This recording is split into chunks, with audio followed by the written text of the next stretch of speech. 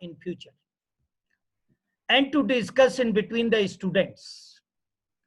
Therefore, one of the contents relating to whether internet has declared by the Supreme Court as a fundamental right.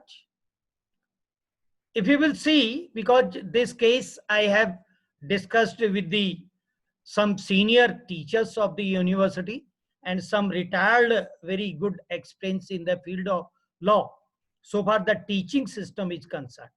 Practical aspect may be somehow different, and it has suggested that there are some paragraphs. If one will go through the detailed study of the Anuradha Bhasin's case, the unless it will not be read by everyone 2 and 3 times with the deep study, then there will be some confusion. And basically, if unless it will not be published by the publisher who are publishing the reports, like the SCC and the AIR, these are the two main reports in India, but other reports are also there. And normally there is the system of head notes, and in head notes the ratio has it has cleared normally by the editor of the particular journal. Then it will be very easy to understand the judgment delivered by the court. The controversy, try to understand what I am just explaining today.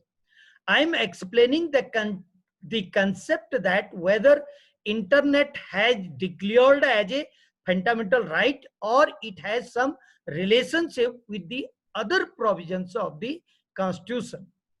And indirectly it has said that the internet can be accessed by under this particular article, for example 19(1)(a) and the other sub clauses of 19. Whether it is the sense or it is the observation of the court or it is the ratio of the case, or it has declared categorically that it is a fundamental right under article 19(1)(a). There is slight difference, a thin line in between the fundamental rights declared under 19(1)(a) or it comes under the 19(1)(a). There is a slight difference or a thin line in between two. Try to understand. Therefore, my suggestion, please go through the paragraph 28. In the 28, categorically it has stated by the Supreme Court that the argument of the advocates was not there in this case to internet to be a fundamental right. There was no argument. It has stated by the court. It has stated by the court. It has said by the court.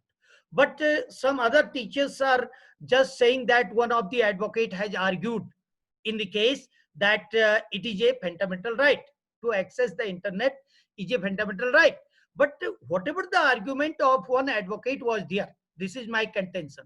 This is my argument as a teacher, that whatever the argument of one of the lawyer is there, there were the various lawyers. One of the lawyer may be that this is the fundamental right under article 19(1)(a). But court had said that under the paragraph 28, categorically it has said by the Supreme Court that this argument was not placed before the court by the advocates. The court has said, we are not concerned about the advocate, but we are concerned about the judgment of the case, ratio of the case, observation. Observation is somehow different, but ratio of the case. Ratio descendi.